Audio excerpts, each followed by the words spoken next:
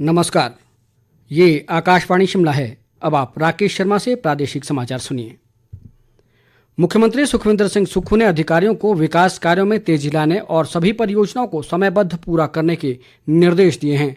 मुख्यमंत्री ने आज शिमला में विभिन्न विकास योजनाओं व कार्यक्रमों के कार्यान्वयन की समीक्षा के लिए आयोजित प्रशासनिक सचिवों की मंडे मीटिंग की अध्यक्षता की।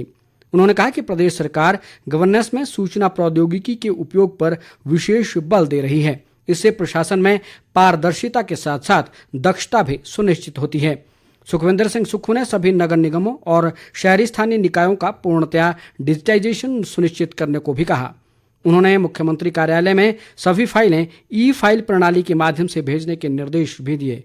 मुख्यमंत्री ने विद्यार्थियों की सुविधा के लिए शिमला के रिज स्थित पुस्तकालय के खुलने का समय बढ़ाने के निर्देश भी दिए। इस दौरान उन्होंने मुख्यमंत्री सुख आश्रय योजना और राजीव गांधी रोजगार योजना सहित अन्य योजनाओं की समीक्षा भी की।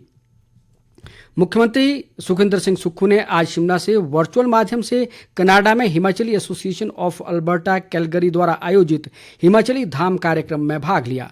इस अवसर पर उन्होंने कहा कि इस तरह के आयोजन विदेशों में रह रहे हिमाचलियों को अपनी समृद्ध विरासत और संस्कृति से जोड़ने में महत्वपूर्ण भूमिका निभाते हैं। उन्होंने कहा कि प्रवासी हिमाचली प्रदेश की जीवंत संस्कृति के अग्रदूत के रूप में विश्व भर में सराहनीय भूमिका निभा रहे हैं। मुख्यमंत्री ने कहा कि ये आयोजन विश्व भर में रह रहे हिमाचलियों और उनकी मातृभूमि के बीच अटूट बंधन का भी प्रतीक है। केंद्रीय सूचना व प्रसारण मंत्री अनुराग सिंह ठाकुर ने स्पष्ट किया है कि सरकार की समय से पहले लोकसभा चुनाव करवाने की कोई योजना नहीं है।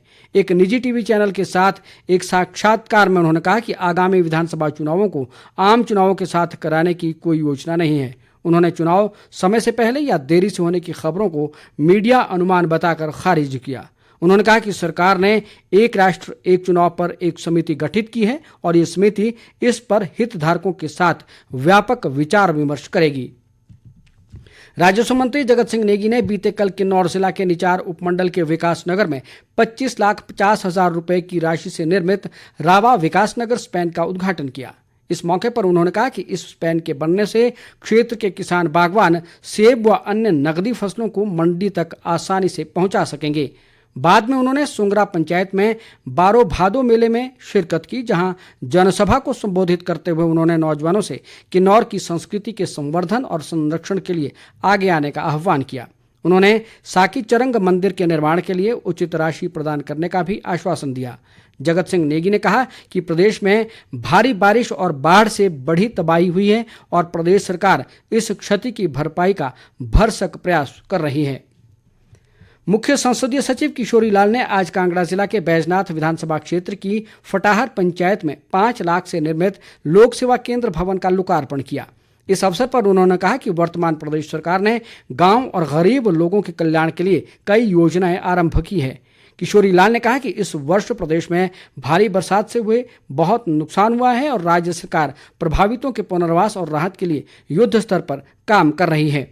उन्होंने कहा कि बैजनाथ के दुर्गम क्षेत्र बड़ा भंगाल में भी राहत समय पर पहुंचाई गई।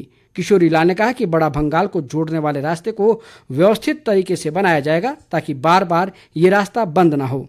मुख्य संसदीय सचिव ने कहा कि उतराला खोली सड़क मार्ग बैजनाथ सहित कांगड़ा और चंबा जिला के लिए भी बहुत उपयोगी है। उन्होंने कहा कि उतराला खोली सड़क के निर्माण का मामला केंद्र के समक्ष भी उठाया गया है। भाजपा प्रदेश अध्यक्ष राजीव बिंदल ने पार्टी के तीनों महामंत्रियों के साथ एक योजना बैठक में भाग लिया, जिसमें भाजपा की आगामी सभी योजनाओं को लेकर विस्तृत चर्चा की गई। राजीव बिंदल ने कहा कि देश में कांग्रेस पार्टी के नेतृत्व में बने नए गठबंधन के सामने अब नाम की चिंता है। उन्होंने कहा कि गठबंधन में कांग्रेस के सहयोगी तमिलनाडु के एक मंत्री की तरफ से सनातन धर्म पर दी गई टिप्पणी से कांग्रेस पार्टी अपना पाला नहीं झाड़ सकती। राजीव बिंदल ने सनातन धर्म पर दिए गए बयान को निंदनीय और अस्वीकार्य बताया। चंबा जिला की सुप्रसिद्ध मणिमहेश यात्रा के लिए हेली टैक्सी सेवा शुरू हो गई है, जो 23 सितंबर तक चलेगी। यात्री भरमौर हेलीपैड से गौरीकुंड तक इस सेवा का लाभ उठा सकेंगे, जिसका आने जाने का किराया 9,000 रुपये प्रति व्यक्ति निर्धारित किया गया है।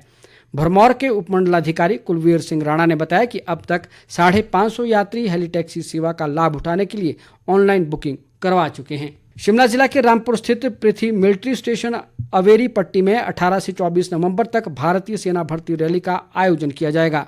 शिमला में आयोजित एक बैठक के बाद उपायुक्त आदित्य नेगी ने बताया कि इस भर्ती रैली में शिमला, सोलन, सिरमौर और किन्नौर के युवा भाग लेंगे। इसके साथ ही समाचार बुलेटिन समाप्त हुआ। नमस्कार।